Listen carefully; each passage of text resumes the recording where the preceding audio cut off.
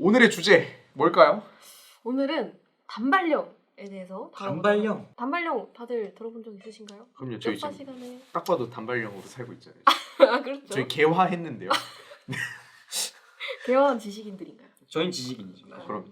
네, 오늘은 단발령에 대해서 이제 다뤄보도록 할 건데 1895년 가보개혁 이제 이때는 의미개혁이라고 의미개혁, 네. 부르는데 2차 가보개혁. 3차로 알고 있는데요. 의미개혁이요? 네. 사실 기억이 안 나요. 선생님이 맞지 않을까? 네, 3차 가보개혁으로 배우고 근데 요즘에는 좀 시기를 다르게 구분하기도 해서 이게 4기, 그러니까 1기, 2기, 3기, 4기로 나누면 4기에 들어가기도 하고 굉장히 뭐 아무튼 1895년에 진행됐다는 사실이 중요한 거죠. 을미사변 이후, 명성황후 시해 사건 이후에 이 단발령이라는 정책이 가보개혁 아래서 이제 실시가 됐고 그렇기 때문에 사실 일본의 입김이 많이 들어간 개혁이었습니다. 그래서 이 단발령도 일본의 입김이 굉장히 많이 들어간 개혁 중에 하나인데요. 그래서 이 일본 같은 경우는 이 단발령에 대해서 어떻게 좀 어필을 했냐면 단발령을 해야 한다. 모두가 단발을 해야 한다. 왜 해야 하냐? 위생이 좋다. 일하기 편리하다. 이 두 가지를 강조하면서 이 단발령을 굉장히 강압적으로 실시를 합니다. 틀린 말은 아닐 수 있어요. 왜냐면 저희 목욕 때도 얘기 한번 했었죠. 상투를 틀었더니 이가 쏟아졌다. 네, 뭐 약간 그런 얘기를 뭐 물론 좀 편향적인 시각이지만 얘기를 했었는데 일본의 그런 말들이 뭐 어떤 의미에서는 틀리진 않았다라고 평가를 할 수는 있지만 이 단발령 같은 경우에는 이 위생과 실용성은 정말 명분일 뿐인 거예요. 그냥 명분으로 내세웠지 실제로 일본의 진짜 속셈은 따로 있었다라는 얘기를 해보려고 합니다. 뭐가 있었을 것 같아요? 생각나는 게 있을까요? 글쎄요. 제가 알기로는 어쨌든 간에 부모가 주신 건 함부로 자르지 않는다. 그걸 뭐라고 하죠? 그 신체 발모 수집 기억이 안 나는데. 신체 발부 수집. 네, 맞죠.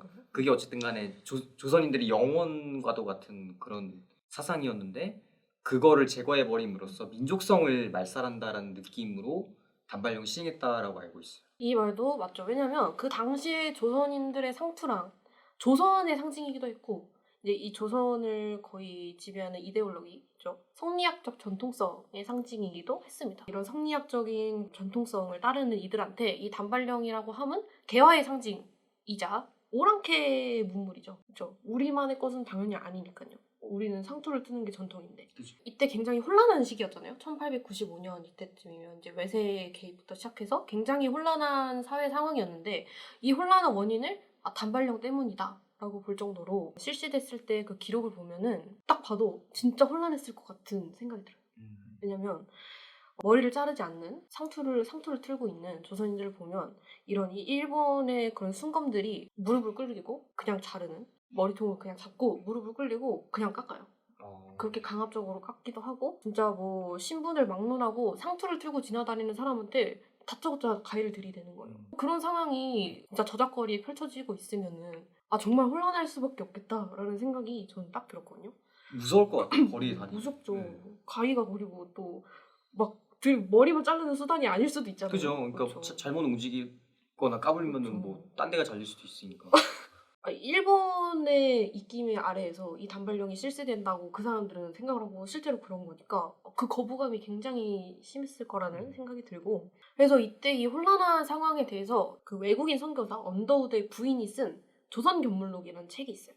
근데 이 저서에서 이게 이제 조선인의 긍지 그리고 자존심, 위험 이런 게 모두 비난받고 발 아래서 짓밟혔다. 라고 하면서 이제 통복과 비탄과 울부짖음의 소리가 들려왔다라고 이제 서술한 부분이 있습니다. 그러니까 외국인의 시각에서도 이런 상황이 굉장히 혼란하게 비춰졌던 거죠. 네, 그러면 왜 이제 일본이 이렇게 강압적으로 단발령을 실시했을 것인가에 대해서 그 이유를 조금 살펴보자면 이 단발령은 그냥 머리만 자르는 그런 것인 것 같지만 이 조선의 이런 정치, 군사, 경제 그리고 문화적으로 통치를 하려는 그런 통제를 하려는 목적에서 실시된 조치입니다. 일단 조선을 상징하는 상투를 자름으로써 아까 얘기했듯이 민족성 말살 그런 문화적 정체성을 파괴하는 행위이기도 했고 그리고 이제 이 단발령으로 야기되는 그런 내부 분열 하는 사람과 안 하는 사람 그리고 이제 저작거리에서의 그런 혼란들 그런 것들은 이제 일본이 군사력을 키우기 위한 명분이 된 거예요.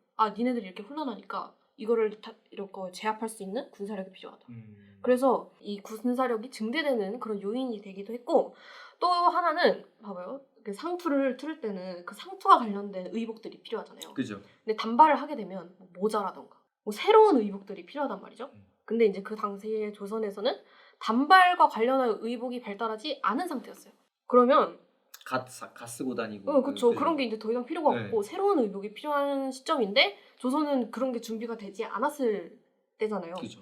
그렇기 때문에 어쩔 수 없이 일본의 물품을 사용할 수밖에 없었습니다. 어. 결국 이거는 일본의 경제력을 증대시키는 요인이 되기도 한 거죠. 음. 마지막으로는 이게 좀 이렇게 작용할 수 있구나 약간 이런 부분인데 이제 이 단발령을 하면은 외관상 구분이 되죠. 단발을 한 사람과 상투를 튼 사람. 그러면 일본은 판단하기가 더 쉬워진 거예요. 아 어느 쪽이 우리한테 더 충성할 자들인가를 판단하기 쉬워지는 거죠.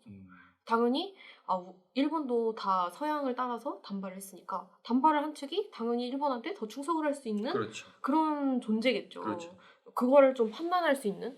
그러니까 왜냐면 겉으로 드러나지 않으면 뭐 말을 하거나 본인의 사상을 드러내거나 그렇게 해야지만 알 수 있는데 겉으로만 딱 외관상으로만 봐도 얘는 우리한테 충성할 자들이야. 약간 그런 게 구분이 되는 거니까 굉장히 좀 여러 가지 모습으로 좀 통제를 하고 좀 본인 본국에서 이용을 해먹으려는 그런 모습들이 보이는 거죠. 그래서 조선을 좀 정치, 군사, 경제 그리고 문화적으로 통제하는 효과적인 수단이었다. 이 머리 하나 자르는 게 좀 굉장히 큰 의미가 있었다고 할 수 있을 것 같습니다. 저도 마음이 혼란할 때마다 머리를 자르는데 그럴 때마다 저 스스로 통제가 잘 되거든요. 그런 느낌인 것 같아요. 그냥 뭔가 제 개인적인 얘기를 덧붙이자면 심리적으로나 외적으로나 뭔가 마음가짐을 달리하게 그렇죠. 그렇죠. 전 저번 시간에도 말했지만 일본에 대한 애정 표현으로 이제 단발을 했던 사람들이 있듯이 저는 여자친구에 대한 애정 표현으로 단발을 사랑하는 사람을 위한 그럼요. 단발령을 그러면 스스로. 그렇죠. 근데 결국엔 이 단발령은 통제를 위한 단발령이잖아요. 그렇죠. 그러면 혹시 그쪽은 통제를 무슨 하는 말씀이세요? 어쨌든 전 단발령이 사실 그 교과서에서는 그냥 뭐 조선인들의 혼을 자른다 뭐 그런 내용으로만 알고 있었는데 그런 이유로만 이게 또 뭐 군사력 증대라든지 생필품 관련 의복들에 관한 문제까지 엮였을 줄도 처음 알았습니다. 단발령에 대해서 알아봤고요.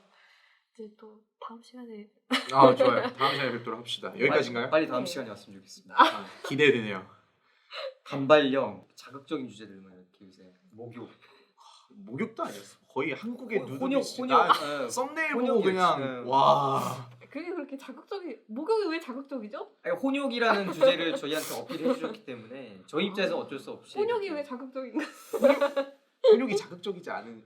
역시 급이 클래스가 다르다.